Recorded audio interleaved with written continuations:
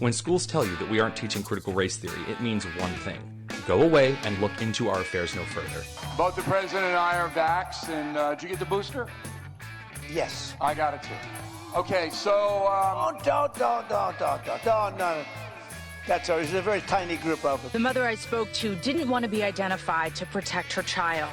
She says her third grade student had to pretend to die in a gas chamber at school on Friday. And we don't understand how this could have happened in a D.C. public school. In a letter to parents at Watkins Elementary, the principal says he heard reports that a staff member staged a Holocaust reenactment that included students portraying participants from the Holocaust, like Adolf Hitler. What's the problem? You know, sometimes you become so anti-racist that you go around the end of the horseshoe right back into deep racism. Sometimes that happens to you, honey. You can't always That help is it. your union-filled and operated public school system in Washington, D.C. That is right. Let me tell you something else. I find it distasteful to have a Holocaust reenactment in school. Mm-hmm. But as far as doing it in a very thorough manner, this guy has it down. Well, yeah, if you're having kids act out dying in gas chamber, it's one thing to, like, read some lines from, like, Anne Frank's diary and, like, read them aloud, different people or something. But, like, if you're going that far, if you're having kids... But let's let the package tell the story for a second. Students involved, 8 and 9-year-olds, who are reporting they had to pretend to kill each other. My husband picked up our child after school. There was a lot of sobbing and crying and distress. The mother I spoke to didn't want to be identified to protect her child. She says her third grade student had to pretend to die in a gas chamber at school on Friday. And we don't understand how this could have happened in a D.C. public school. In a letter to parents at Watkins Elementary, the principal says he heard reports that a staff member staged a Holocaust reenactment that included students portraying participants from the Holocaust, like Adolf Hitler, digging ditches to serve as mass graves, and simulated shootings. And he says the staff member leading the lesson is accused of making anti-Semitic statements. See, this part got by me the first time. I didn't realize he was pro-Holocaust, and this is pro-Hitler and pro-shootings. But yes, they shoot the kids, and kids shoot each other, and then put each other into the ditch of unmarked graves, and then pretend to shovel each other. And Hitler, I'm sure tragically to the teacher, Hitler, unfortunately, the student who gets to play Hitler has to kill himself in the bunker at the end. So, wait, but we've seen this play out before with some of the anti-racist things. Do you remember the one, I think it was it at Berkeley, where they told teachers who were upset about the diversity training, that the Jewish teachers, that they were white and they had to apologize for their whiteness, and when there were swastikas, they told them that swastikas are anti-black, and that the Jewish teachers were white, and that, I mean, it seems like it's a little off, but I think when you lump everything into this, like, anti-racism category stuff, you can end up, like, with a weird lens on things. Yeah. Right? Because if you're going to make everything into, like, the American paradigm of, like, anti-blackness and where, like, white supremacy is anti-blackness, Mm-hmm. and, like, how Jewish people fit into that, then you can end up confused about events like the Holocaust because, it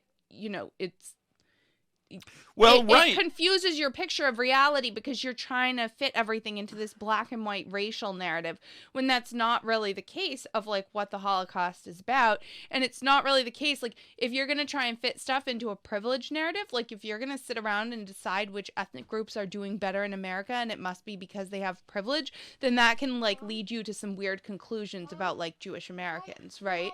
Which... And then it ran out of battery so long. Oh, so maybe wait a little while and let it charge again. That's my Cyril, thought. tell Sally there's cottage cheese downstairs if you want some. I got it from the store for you. And also, along those lines, I think that we have reanimated. The left has, out of just utility, reanimated the idea of existential Nazis and neo-Nazis. Mm-hmm. That they're all over the place, that they're here, absolutely, that Trump was adjacent, if not part of the whole thing, And because of George Floyd and because of Trump, they, much like, people are asking to be yelled at and wear masks who are triple vaxxed, they want to believe this. The people want to believe this. So now you have this idiot doing this. By the way, I like the idea of the principal saying, I got a weird complaint, Bill. Can I ask you a question? What were today's subjects like? Okay, wait a second. You did cover the Holocaust. I guess that could be. How did you cover it exactly? Okay, you made some kids the Jews and some kids SS officers gunning them down, and then you made some kids working at Dachau, and some other kids fired the ammonia gas or whatever it was. They had to dig ditches into the room, digging ditches, and one kid was Adolf Hitler. You made. Was there an Eva Braun, I assume, as well in there? It's like this principal must have said, "Are you?" I'm surprised the principal didn't pull a Hitler in the bunker when he said, are you serious that I have to write an apology letter and actually write this crap down that you just did? But I think I'm guessing it was probably like a woke teacher. I don't know. Confused or misguided I don't know. Woke teacher. What do you think about the impact on your child? I think it's traumatic. I think it's a terrible corruption of historical trauma that was inappropriate for 8 and 9-year-olds to learn about it this way, and I'm outraged. She says she's talked to other parents of kids. I don't think. Do any of our kids know what the Holocaust is or was? I mean, in an age-appropriate way, they know what World War II is. Mm-hmm. They know that we fought Germany. Mm-hmm. They know that Hitler thought some people were better than others based on their heritage and, where their families came from and their religion, and that he killed people because of who they were, right? Like that's the. You haven't had them reenact the Holocaust. No, we haven't had, thespians dying in gas chamber acts. That's not. I think it's time, Alice. They're old enough. Well, 3rd grade. That's 2 of our kids are that old or older, so we could pull off a family homeschool Holocaust reenactment, I guess. Although, and so at some point they're going to need to learn about the Manson family as well, Alice, so.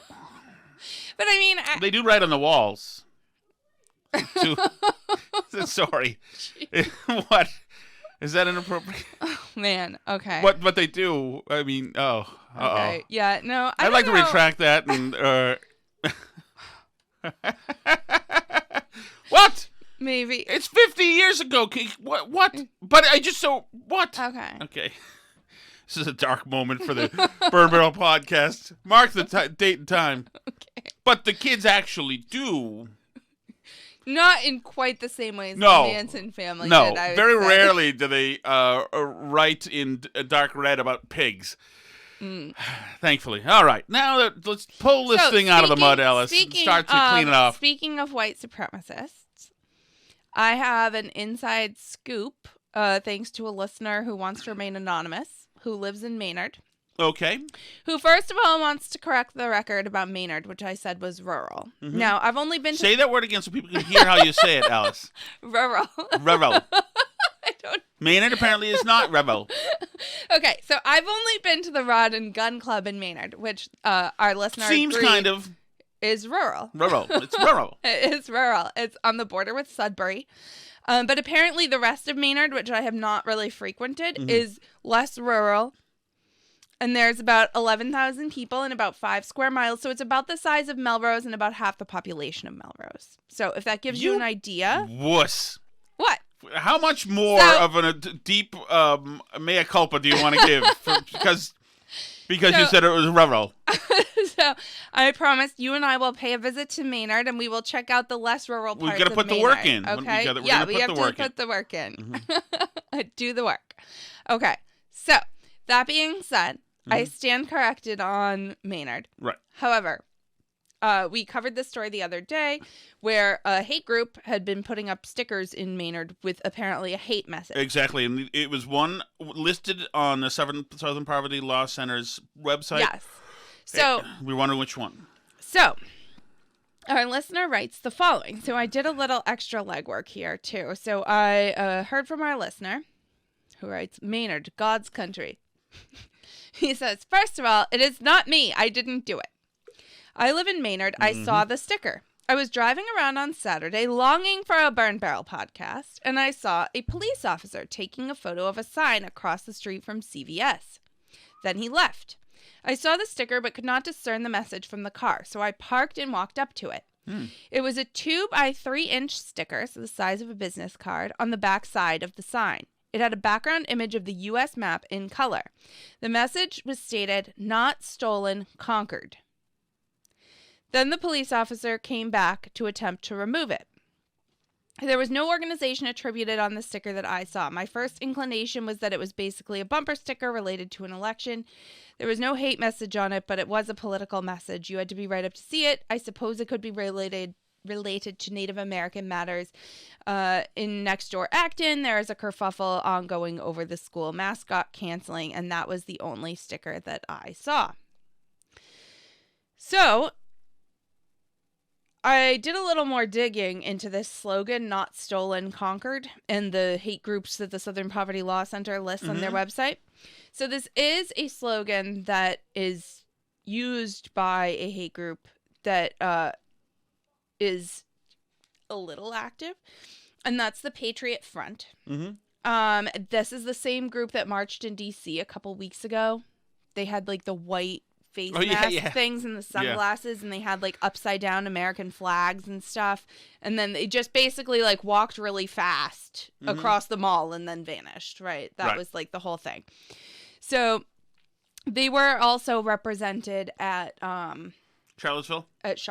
So they were there, which is why they're now a little sensitive about like concealing their identities, hence the white face masks and the sunglasses and the baseball caps. So they don't want to be recognized now because they've learned that it's not a big thing.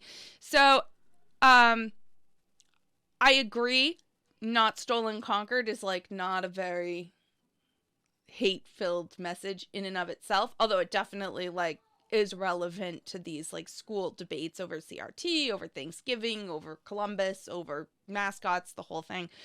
But the group itself, interestingly, does believe that America should be a white country. If you go, this is from their website. And they are, I mean, I guess, I don't know if they would call themselves this, but they are pretty fascist. Their website includes like quotes from Henry Ford and Charles Lindbergh, and Robert E. Lee. Charles Lindbergh, they have saying, "We can have peace and security only so long as we band together to preserve that most priceless possession, our inheritance of European blood, only so long as we guard ourselves against attack by foreign armies and dilution by foreign races." Ooh. So this is a thing. They sell these stickers and posters. So like this is what they do. And this is a way that you can like appear to be a bigger group. You look very attractive in your Ski Bunny outfit, Alice. I'm sorry to hit on you while we talk about white supremacists. These are my high school colors, by the way. Blue and gold.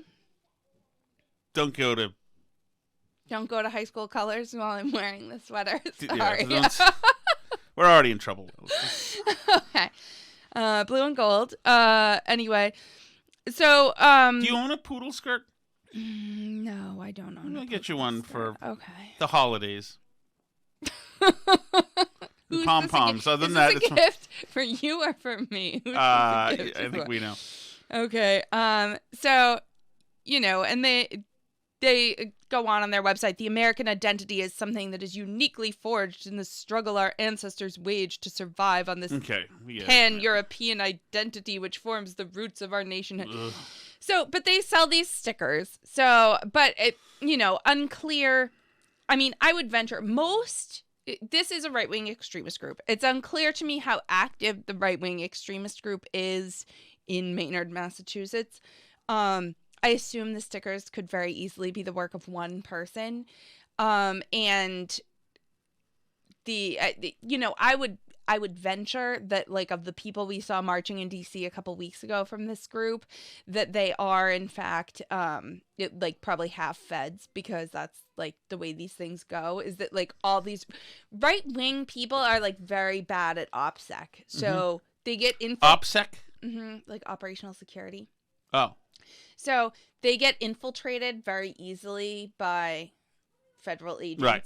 Like, even if you look at like the Capitol January 6th cases, all the people like talked to the FBI guys that came to their house, and they're like, yeah, I went to the Capitol, I didn't mean anything, but like, don't talk to them. Like, I don't know what, I think because right-wing people tend to be more trusting in institutions in general. Like, we like the cops, we like law enforcement, we like the military, so we tend to be like more like, I'm a good upstanding citizen and I didn't do anything wrong, and so, you know, you end up screwed over. But they're like more trusting in general than the left, which is like anti-establishment, so they're already like mistrustful, and they're going to, you know, be less likely to trust who they view as cops, right? So, you know, so right-wing groups do get frequently infiltrated. Like, if you look at the Michigan governor thing, where like they had as many federal agents involved in bringing down the group as they like actually caught people, and you know, but I should mention. So I would say that of the people you saw marching in D.C., probably a lot of them are federal agents. Is the person who put up these stickers, you know, our listener talked about it, says like they have laws against defacing public property. I guarantee you they would not be enforcing those laws against like a Black Lives Matter sticker placer, even though Black Lives Matter is just as much a hate group as this other thing, right? Like they're both, I mean, they're both crummy groups. I wouldn't want to be affiliated with either. The difference is that, you know, the right-wing groups are trying to couch their message in something that's like relatively uncontroversial, like saying we conquered the Native Americans, which the left actually, by the way, agrees with. Okay. Right? Yes. Right? Like the white nationalist group and the Black Lives Matter people agree that... Oh, certainly. They both agree and believe there should be some sort of segregation. They believe in the superiority of the race. Right. All right. So thank you, Mr. Maynard. Thank you very much. I appreciate that. That is very interesting. I apologize for Alice wearing her high school cheerleading uniform out of some attempt to use her I'm sorry physicality. that I called Maynard rural. Yes, rural. She's sorry about that. So there we go. Those were the racists. So we talked to Tony Kinnett. Now, Tony Kinnett is somebody who we talked about before. It got a month and a half ago. This is his a little bit of Tony. When schools tell you that we aren't teaching critical race theory, it means one thing. Go away and look into our affairs no further. He is an administrator in Indiana, and he put out that viral video talking about what critical race theory really looks like practically, and it was wonderful, and we played it, and it was really brilliant. He was great. When he did that, of course, the school, the Board of Education in his town, and the school people, the brass, went after him and put the screws to him, and eventually... They started building their file. Building a big case against him, exactly, a weighty indictment against him. And there were some revelations. We had an outcome a couple of days ago. So let's listen right now to our interview with Tony Kinnett. Okay, we first talked about Tony Kinnett a little more than a month ago when a viral video came out with him doing an extraordinary job of really describing what CRT is practically in the classroom, away from this canard that it's some distant law thing. Sound a little bit like this. You'll probably remember. When schools tell you that we aren't teaching critical race theory, it means one thing. Go away and look into our affairs no further. It isn't about transparency. It isn't about cultural relevance.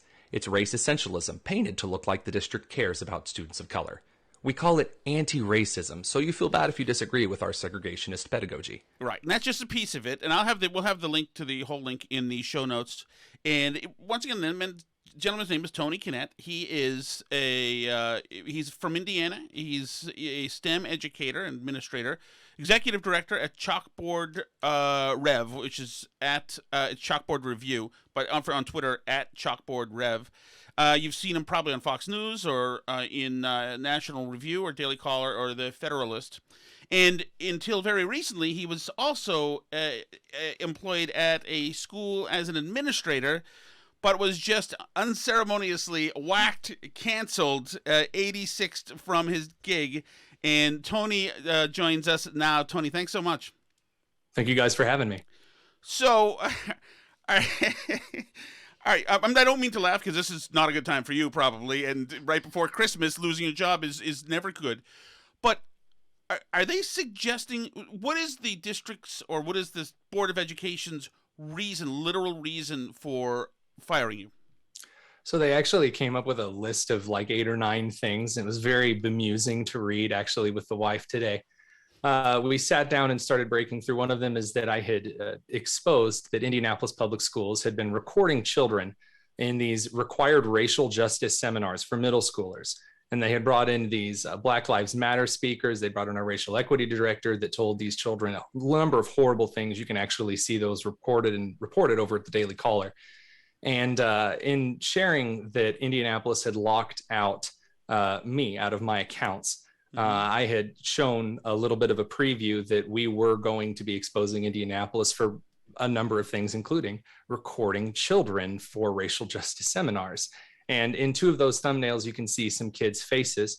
Again, my point is showing that Indianapolis is recording these children. They're not editing them. They're hosting them, very wide and open on public servers. Mm-hmm.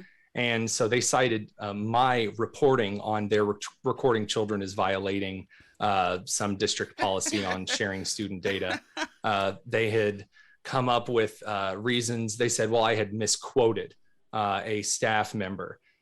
Which is not true. I've quoted Dr. Payne very accurately. They stated that I had caused damage to the operations and efficiency of the district, which was, again, pretty wild. I suppose that letting the community know what you're doing, again, on public email servers, public servers, I don't really see how that's so disruptive, but they have opened up a lot of counseling sessions for some of my colleagues and coworkers. And then just a few other little bits and bobs. I'd taken a sick day on November 5th that should have been a personal day. Just things that normally you would maybe get like a work improvement plan over, but they decided that's worthy of the axe. And you could see they're really struggling in the document to really nail anything down, because I have 2 perfect evaluations. Perfect, flawless, rated highly effective. I'm an award-winning teacher.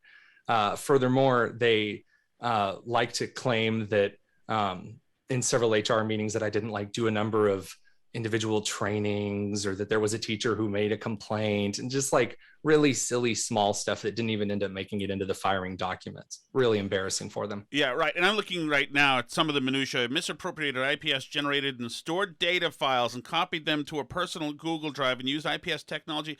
This sounds like what it is. It's a bunch of people getting together, manufacturing a bunch of charges in their internal kangaroo court, and tossing you because you gave a really, not just one, but you've since gone on a series of shows, et cetera, and written on the subject.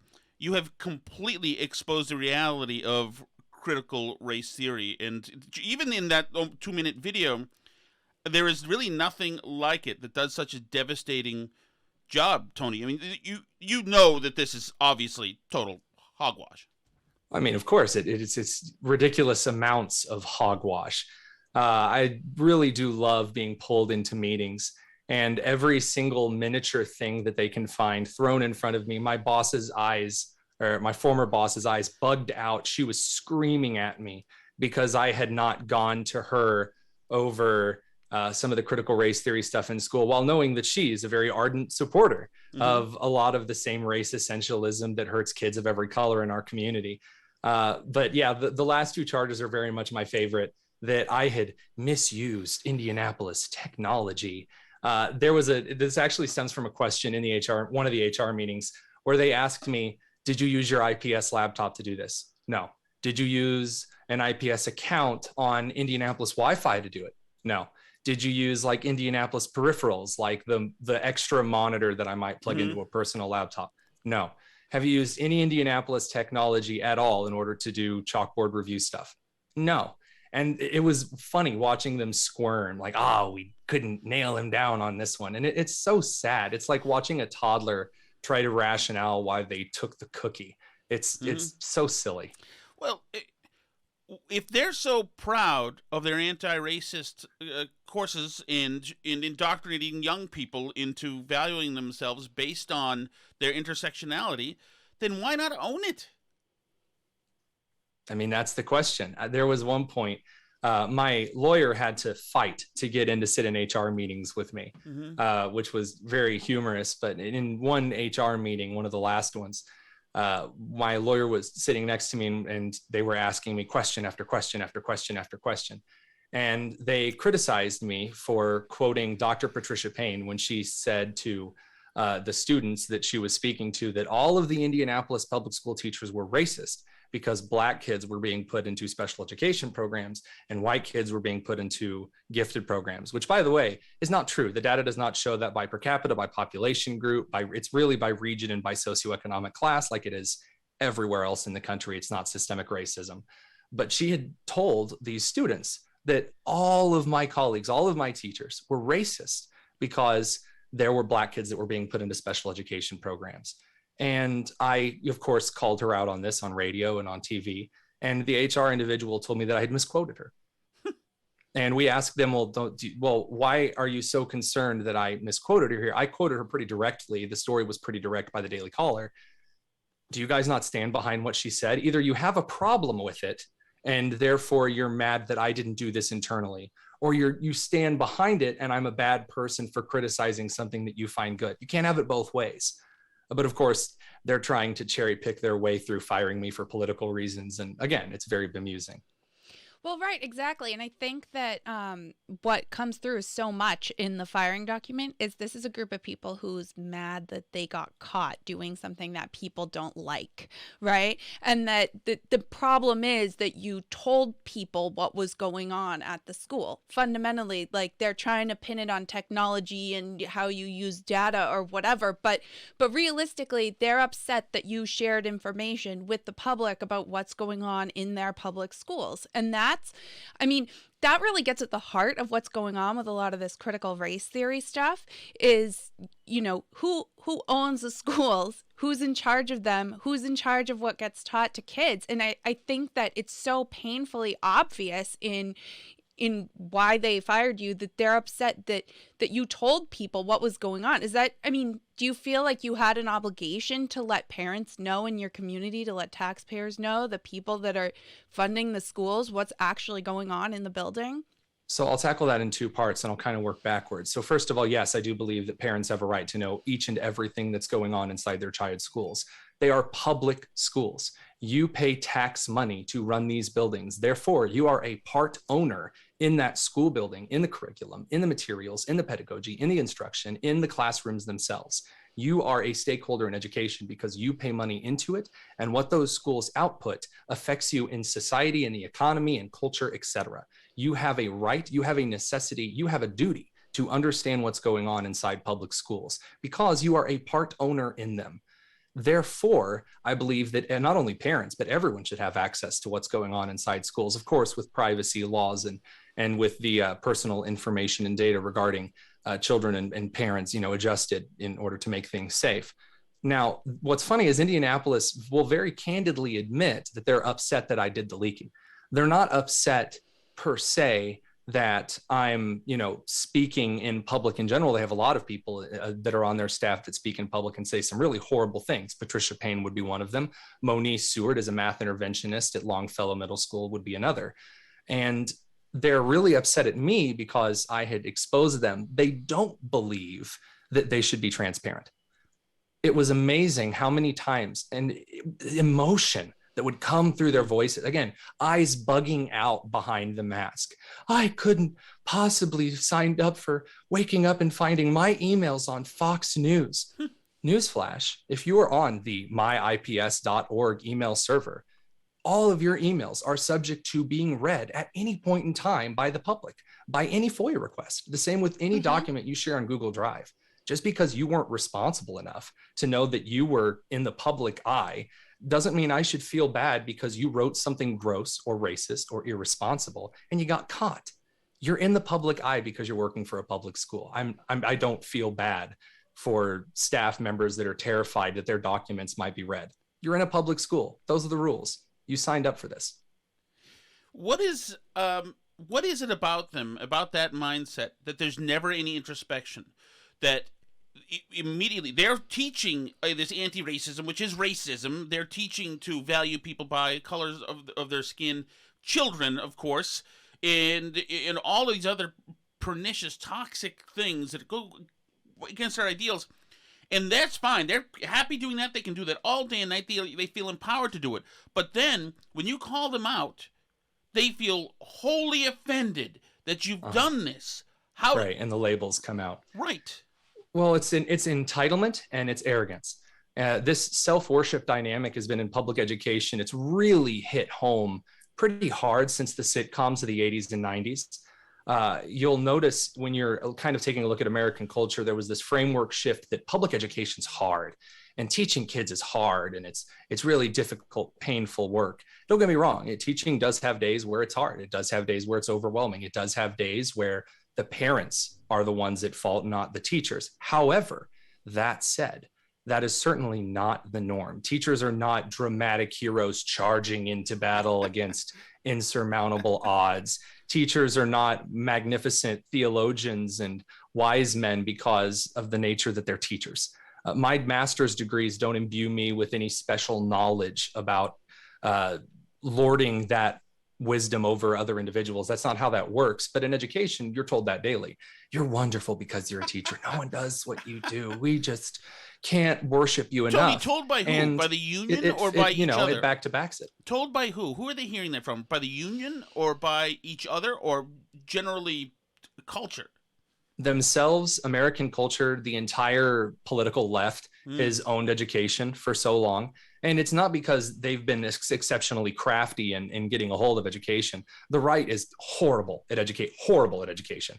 Don't know how it works. I work with several state legislators who I almost have to tutor to understand basic public education. They just don't get it. Well, the left does. They get a lot of it. And so it's very easy for them to market to teachers. And it turns out that, as with a lot of left-wing politics, all you have to do is praise them and tell them they're super just by nature of existing. And well, that's endearing for a lot of teachers, and that arrogance seeps through to their very core. So when you criticize them, they scream like a toddler. They do. I mean, you see this on Twitter. You criticize a teacher who's bragging about how because she has a master's degree, no white man can ever criticize her now.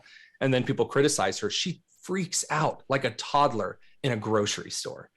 And it's just embarrassing to the profession. It makes me embarrassed to say that I've taught. I mean, right. You see it even in like the fact that we all have to call Jill Biden Dr. Biden as though she's like, I mean, she's a teacher. It's great, but we have to have a fancy title because she has a teaching degree. It's really incredible. But yeah. And what I've noticed with this critical race theory stuff in particular is the school system sort of using this as a shield against criticism from parents. We have it around here where they'll say like, we're not teaching CRT. You couldn't even begin to understand what CRT is. It's very advanced. It's like for law schools. You wouldn't really know it if you saw it. And it's just to cover and deflect from the fact that what it is that they are teaching, parents are seeing and they don't like it. So you can call it what you want. But, people are not liking what they're seeing come home in their kids' schoolwork. Is that something that you're seeing where you are? I mean, like, do you feel like the parents are starting to push back, organically? Like, I think there's this sense they keep acting like it's this astroturfed thing that comes from right-wing evil forces. But, it's from what I've seen, it's parents in the community that are seeing what's being assigned to their own kids in the classrooms. And they're saying, I don't know what you call this, but I don't like it. Like, is that what you see too? It is. So I wrote a piece, 2 pieces for the Daily Caller, one called I've Met the Domestic Terrorists, and 2 called What Republicans Need to Learn Going into 2022.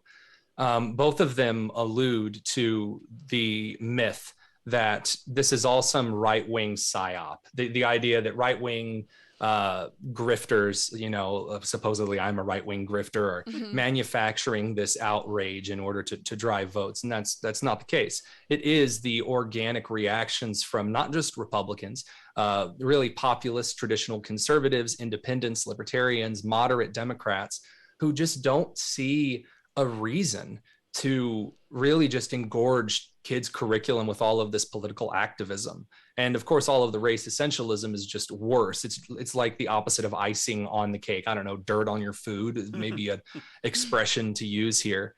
I'm not wholly sold that it's entirely organic.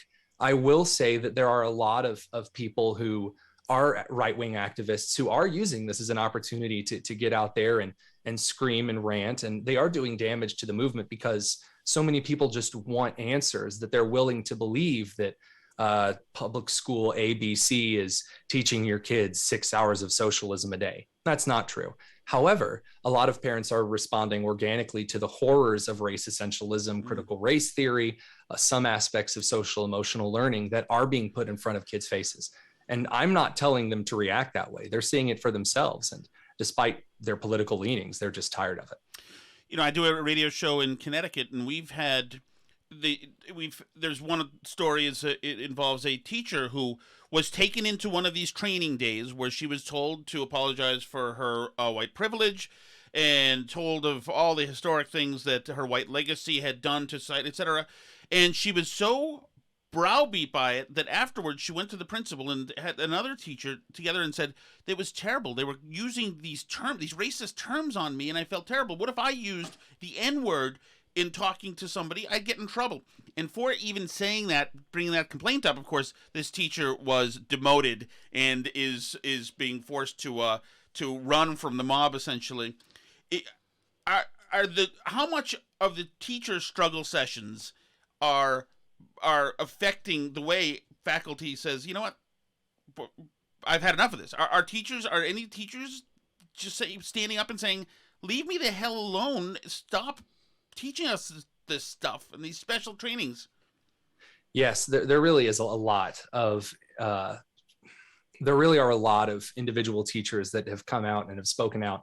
Frank McCormick, Chalkboard Heresy, is one of them. He's a good friend of mine. He's a fellow with the Chalkboard Review. Ramona Bessinger is one of them. Daniel Buck is one. While his school is very supportive of him, he speaks out against the broader public education dialogue. There are lots of teachers that are standing up everywhere. However, there are also a lot of teachers who are browbeat by their schools into staying silent. And I criticize the criticism that, well, teachers who don't speak up are cowards and they're worthless and they're just as bad as the. No, that's not the case. That's not how it is. To be threatened to have your complete livelihood taken away, to know they will sick the mob on you. They will call you every evil thing in the book, and they will try their damnedest to keep you from going to any other job in education. They believe that you are evil, that you are a horrible thing to be put in front of children. And it is within those situations that I believe the work the Chalkboard Review is doing is so important. We are amplifying the voices of teachers who are speaking out, and parents love it because it breaks the left's narrative that all teachers are on the left. That's not remotely true. It's not even close to half. In most school districts, it's 1 out of 3 are on the left. The others are moderates, independents, and conservatives. So it's really making quite a difference to see so many teachers starting to speak out against this garbage. Have you seen I'm just popping this up right now, but have you seen this story about the Washington, D.C. public schools forcing kids into performing interactive reenactment of the Holocaust? Yeah. I mean, it's another case of really stupid pedagogical use of curriculum, enacting all of these horrible things and then assigning racial terms to it. In Indianapolis, they brought a small book out to a group of middle school students, and they made them link points of racism in that to the George Floyd case and how Fox and CNN covered it, and made the students draw all of these specific left-wing conclusions as the teachers walked them through it. Oh. It's and that was in an English class. It had nothing to do with the material at hand. It's such a farce, such a joke. So, Tony, what's next for you now? Are you going to accept this dismissal, or what are you going to do? Well, I can't really shed any light on what my legal team is currently doing. We have kind of felt this was coming for a while. This was not surprising. The way they strung out the very thin claims was fairly surprising. I'm in communication with the Indiana Attorney General's office. I'm working with a couple of different Indiana education policy groups. I've been working in education policy and education journalism for some time. We'll definitely continue to expose what's going on in Indianapolis, continue to amplify the voices of parents and teachers all over the country through the Chalkboard Review. As far as what's next in the immediate future, we plan to celebrate Christmas with our family. Hey. And we're going to enjoy the holiday that we've been blessed with. If Indianapolis tried to kind of spit on our Christmas season, they failed miserably. Here. Well, have you gotten a call from Tucker's producer yet for a Monday night hit? I can say you probably should be watching Tucker around Wednesday. Okay. His name is Tony Kinnett. It's on Twitter. Follow him at the Tonus, TheTonus. His organization is called Chalkboard Review, thechalkboardreview.com, and check him out on Fox News and all over the place. I get the feeling we'll hear a lot more from you now, Tony. Thank you so much for the time joining us today. Thank you so much for having me on. Merry Christmas. Merry Christmas. Merry Christmas. And thank you for Tony, an interesting guy. He's somebody that we need to be in touch with and stay in touch with going forward. Yeah, and he's looking for stories of things happening in school districts. So you can reach out to him. His group, Chalkboard Review, they do, they're trying to shed light on this stuff and expose all these, school districts to daylight. So he's definitely somebody that you can reach out to and is looking to kind of shed light on what your school districts are doing. So for sure, keep him in mind for that. Okay. A couple of small things. One, the Bidens have welcomed a new puppy to the White House named Commander. My only hope. I forget which one. Which one do they still have, and which one? I think passed? Major passed, and Champ is around. I think that's how it works. And Champ is the one who's been chomping people. Yes, and we need to hope here that Commander and Champ don't get along. No, we need to hope that Commander. I love these German Shepherds. They're beautiful dogs. They're great. It's the best thing about the Biden administration. Trump could never have German Shepherds named Major, Champ, and Commander. He can't have a German Shepherd whatsoever. Yeah, and he's German. Yeah. So here's the thing about Commander. There was a time, I told this before, when Bush's dog would attack the press. And he actually, drew blood on one member of the White House press corps. I mean, we need Commander. Who among us? Commander. Pardon me? What exactly was that? Who among us doesn't want to go after the press? Can I blame Bush's dog? Oh, I see. Okay. So Commander's a big German Shepherd. So if little Commander decides to go rogue, it could be very interesting. But we'll see. We'll check on him. Now, there's another thing, Alice. Like I've said before, that I appreciate you dressing in your high school. I just got a new sweater. Daring uniform, and I find you beautiful. You know that, right? Thank you, honey. I like that. And I love you. You're very attractive too. You're very. Don't say people don't understand that. They just start to feel bad and assume that you're blinking something else. So I appreciate your nakedness. On a case. What? Should I say I don't appreciate it? I don't think you should tell people that I'm naked sometimes. Okay, she's naked sometimes. That's not true. No. I have footage to prove it, by the way. Highest bidder. I'm never naked. Okay, here's the thing, Alice. I'm also in love with somebody else. And I don't know how to say this. Mm-hmm. And it's not sexual, but as a person now, I have somebody now who, it's your fault you introduced me to him. I have what I think may be my new favorite American. Okay. I don't know. I don't know how to say it, Alice. I don't know how to say it. You know what's funny, Alice? If you said, Tom, I'm in love with somebody else, a good number of the audience, especially the women, would be like DMing you. It's so about time, Alice. We've been wanting to say something. Didn't know that when you were ready. Please, you can stay at my guest house. But here we go. Alice has found this guy on Twitter. Our Twitter follower, Dave McGrath, found him, who commented on your post. I stole this thread from him, by the way. He tweeted it first. He did? He commented on my post? He commented on your post. What post? He's like Dave McGrath on Twitter, because you posted this thread. I posted this? So he found it. And I sent it to you. Okay. Okay. And he commented when you posted it. This is too good, Alice. Do you want to read this or should I read this? You go ahead. This is from somebody named... It's making you very happy, so I'm going to let you go ahead. Somebody named Aiden, who appears to be a guy who probably late 20s. Probably a millennial, I'm guessing. Probably a millennial. Yeah. He's got big Einstein-y hair, though it's brown. He disheveled Einstein-y hair. He's got a crappy thin mustache. It's not really working out, but he doesn't know. He's got David Koresh reading glasses on that aren't working for him. And he prides himself on being somebody who goes after anti-maskers. Mm-hmm. So anyway, he posts from the airport. It shows a woman smiling on the phone, is sitting in one of the seats in the airport, smiling, talking to somebody. And here he starts his thread. Spotted in the at United terminal at SFO. I've been in 4 airports this week, and far more travelers flaunt the mask regulations in U.S. airports versus the Canadian ones. I hope I'm not sitting next to her on this red eye. First of all, it's flout. Correct. Aiden. Correct. Well, he's doing important work here. Okay. Update. I asked the gate agent, who is responsible for enforcing the federal mask mandate? Because I feel unsafe taking a 6-hour flight with these people and returning home to my partner, who, of course he has a partner. Of course he has a partner. It's probably a Else, chick, but he just needs to say partner to seem more... So he's not paternal or the patriarchal. Misogynist patriarchy, right. Because I feel unsafe taking a 6-hour flight with these people, he says, and returning home to my partner, who is supposed to travel to see her mother, who works in a nursing home. Wow, you got the 110 split of connections to mass casualties this guy has. Who knew? He's a mere 4 connections away from a nursing home. Right.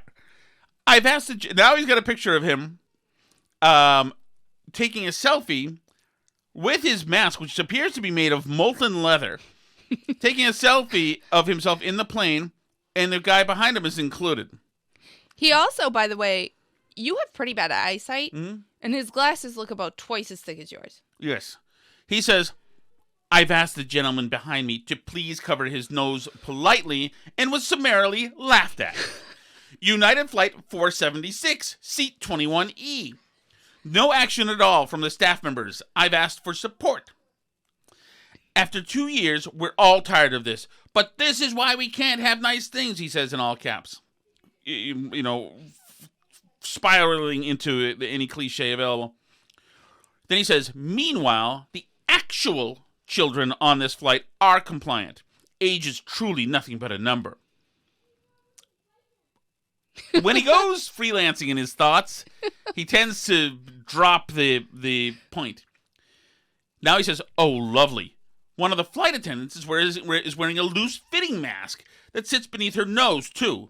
Guess this is going to be my first super spreader event. Thanks, at United.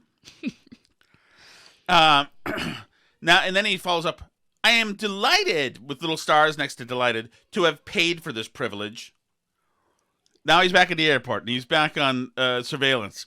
He's got a picture of a guy with earbuds looking at his phone, sitting without a mask. Man watching something on his tablet at gate E4, ORD, Orlando. He's got another guy. Is that not the Chicago? That other Chicago one? Oh, maybe it is Midway or Ordway? No, it's not Ordway. No, is that what? No, I'm trying to. O'Hare. I think you're probably right. It's O'Hare. Yeah, that's O'Hare. Sorry, wow. go ahead. Blows up. Well, I think of it as the that because it looks like Ord. ORD, okay? Okay. It was Chicago. It wasn't Orlando. Okay. Verify all my information before I dare read. Sorry, Orlando is MCO. I hope you're happy. Okay, ruh-roh. Now he's got a picture at O'Hare International Airport in Chicago. From 500 feet away, a fuzzy picture of a guy with his mask below his chin, listening to headphones and looking in his iPhone. Man watching his tablet with large over-the-ear headphones at gate F5, ORD. Then he moves around again and sees another guy with his mask below his nose. Man with stylish backpack between gates E4 and F5, ORD. Does he think somebody's following this thread to come for these people? Now here he goes. Just spoke with Officer Reed, spelling badge 13140, who told me that these people are not in violation of the mask mandate because they are not on the plane yet, and there is ample space to distance from them. Any fines or removal of flight privileges only apply after they board. He has the rolling his eyes emoji. He goes back. He's going to check that with the work. Meanwhile, that's not what the CDC says. Source, seeking clarification at Ask TSA. Another guy with a thing. This is the same guy as the other one. I looked back between the two pictures. He posted this guy twice. Thank you, Alice. Am I the step-on one? That was a step-on one. That was very helpful. Man super spreader, gate 5, ORD. Then he finds a woman with the mask below her nose saying mother of 3 in concourse E. Then another guy sees rolling bag, running nose. And that guy is also the things below his mouth. And then he sees role model, gate F6 ORD. Does that mean that no, that means... Because I think it's a parent. A parent, that's right. The things below his nose. He's got a picture now of an adult with 2 children saying, a family affair. Please don't shame the kids. Meanwhile, he's posting the kids' faces on the internet. Please don't shame the kids, he says, as he posts their faces on the internet. So that's just some of this guy's work. What makes him obviously the right thing to do if you're somebody like this is to self-immolate. I think we can agree on that, and ideally publicly somewhere. Anybody with self-respect would obviously know that. But Alice, you have a larger point to make about this situation. Which is that I believe Twitter has a new policy. This has been up now since Saturday, so 2.5 days this thread has been up. Twitter supposedly has a new policy which does not allow people to share photos of private citizens without their consent, I believe. Is that not correct? Correct. Unless it's, relevant to like the news or the public interest according to them. So it's interesting to me that this thread is still up here, considering I believe some right-wing people have probably been reporting it and it's still up. Even though he's photographing random people in the airport, hoping to sick a mob on them. Salivating at the idea that he can somehow ruin these people, tweeting out their exact locations and tweeting the airline and the airport accounts just to try and get some action to stop these people, including the TSA complaining that the guards, including his badge number, have not enforced the policies as agencies fit. I mean, it's really pretty incredible violations of the Twitter safety policy that we were informed was very important and could result in your account being suspended. But I guess, it's not meant to apply to people who are just in the public interest sharing bad people.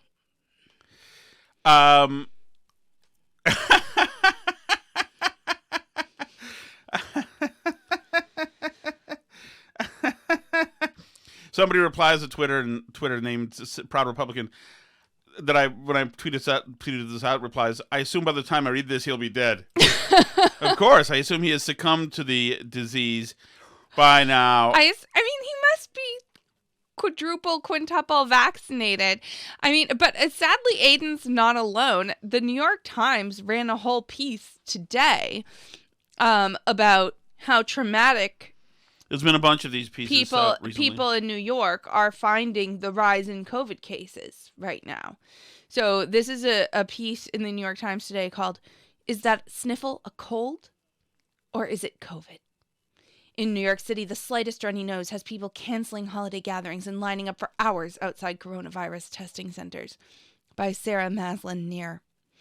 The symptoms of a common cold are typically a stuffy head, the sniffles, and body aches. Now this season, there's a new one. Panic.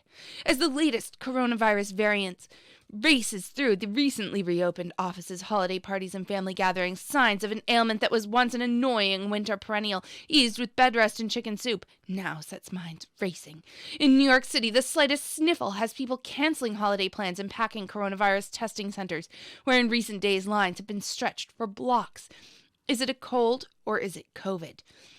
With new information that the highly contagious Omicron variant can penetrate 2 vaccine shots and a booster, it has become emotionally upending to feel under the weather, New Yorkers say. Having other ailments in the middle of a pandemic feels almost like an insult, said Tal Levin, a 32-year-old author from Manhattan who has taken 3 at-home coronavirus tests, all negative, since she came down with an apparent cold last week. I have thought so much about this disease for the past 2 years that any potential brush with it feels a bit monumental. Tal Levin. Thank you, Tal. Tal, by the way, used to be Tally 11 Uh-huh. and wrote a book about extremists online targeting her. Oh, God. So, Of course. And like taught a class about it at some college. I don't know. Anyway, many cannot shed overwhelming anxiety in the face of COVID, a pathogen that has killed nearly 800,000 Americans. Despite receiving negative tests, some people keep burning through at-home coronavirus swabs just to stay calm. Oh, my goodness. The worry is particularly intense. Blah, blah, blah. But it tells us about a few people that have, like, gone through this. When Julia Edmonds from Williamsburg, Brooklyn, who was vaccinated, began to feel run down, she was sure it was a cold. It was a stressful thing. You don't want to feel a cold as COVID. There's a distinction between reasonable fear and anxiety that becomes disproportionate and all-consuming, but in such tumultuous times, a certain level of anxiety is understandable. It's important to normalize how people are feeling. Anxiety and fear are common. It's okay to feel anxiety. It's okay to feel low. It's okay to feel distress. Since Rachel McEnany began sniffling last Saturday, she's taken 2 rapid tests, both negative. Yet when a housekeeper came to her home, she drove her car in circles around the neighborhood with her dog, Jaeger, afraid that she might give her employee the coronavirus in the remote case that both tests had produced a false negative. As her illness dragged on, she was unconvinced by her at-home test results and took a PCR test Thursday. She began wearing a mask when watching television with her teenage daughter. You're wearing a mask and you're hiding from people and you're miserable and so worried, said McEnany, 49, the commissioner of administrative services, who considered canceling her Christmas plans, compounding her anxiety. Is the stigma of being sick in public. And it goes on. Right. I'm not done. There's a bunch of these people who've taken 17 coronavirus tests. Yes, there's a word for these. Maybe I take it back about the at-home COVID test. You know, I thought this could like be a good avenue for people to test comfortably at home, but it seems to me that there's about 17 people in Brooklyn who are taking 100 COVID tests each and like driving up the prices and hogging them from people that could just be using them. So maybe we need Psaki to step in and like distribute them more equitably or something from like white 40-something professionals who are inexplicably worried that they have COVID despite their 17 booster shots and whatever else. Anyway, you can find us on Twitter at Burn Barrel Pod. Jesus. Why am I in trouble? Yeah, because you... There's like... the show really ended 8 minutes ago, but then the New York Times came in. Your guy that you found was the guy... I linked my article too, I know. and McEnany and her 4 negative COVID tests that couldn't trust them. And so but nobody can beat my guy. Aiden's the guy. Nobody, I don't know. Seat 47E is non-compliant.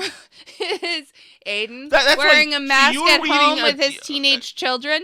Yes, you're reading a thick piece of news copy, but that's like reading a book, and books is dumb, Alice. People like to give me all the frosting. No work. Yeah. No work. Hello? A woman waited in line for 2.5 hours to get tested. Would Tom Shattuck wait in line for 2.5 hours to get tested? No, I wouldn't wait 2.5 hours see, that's why we to still get have... the last hit of chemo if I was dying. That's why we still have the pandemic, honey, is people like you are selfish and won't get tested, okay? I hope you you're look happy. very attractive in your high school... what's that called? Cheerleading squad uniform. Were you on cheer? No. I was not. Anybody who graduated from Lexington High School in 2006. First of all, what time? When did you graduate? 5. 2005 here. I'm going to need some intel. I was not on a cheerleading team. Her name is Alice. She would have been a diminutive. That's what I meant to find yesterday. Diminutive blonde girl who speaks rich girl French, where they speak like that in Winchester and Concord and Lexington and over enunciate. Should I hit the music now or no? I mean, you already played over me once. I don't know why. Alice, 1570. It's a whole world of lengthy, thick columns. You can accuse people of living in rural neighborhoods left and right. There's no end to it. He is Tom Shattuck. I'm Alice Shattuck. This has been the Burn Barrel Podcast. You can find us on Twitter at Burn Barrel Pod. I think they were wondering which one is which. I just can't. I just want to be clear. I don't necessarily want to be associated with you too closely. After what you said about the Manson thing today, a little inartful, Alice. We have a website, burnbarrelpodcast.com. You can find us, facebook.com/burnbarrelpodcast. Is there anybody you'd like to thank tonight, Alice? Toast Cat sent us cookies. That's right. Very nice. Thank you, Toast Cat. They were delicious. My kids ate most of them before I could get to them. T-Unit had none. None. Zero. Zilch. Zero. We're going to have to come up with some keto treats for you. Yes, I eat radish shavings now. That is some my... sun butter cocoa fat bombs or something. Thank you, everybody, for supporting Tom and his diet. Nobody let him eat anything. When you see him at remotes in Connecticut this week, I appreciate you. Oh, that's right. We're in Connecticut. I'm in Connecticut tomorrow. We're going back to the... Wednesday, you're in Connecticut. Oh, no. Well, you'll be there tomorrow night, but your remotes are Wednesday For this show, though, do we even bother trying to do video on my side?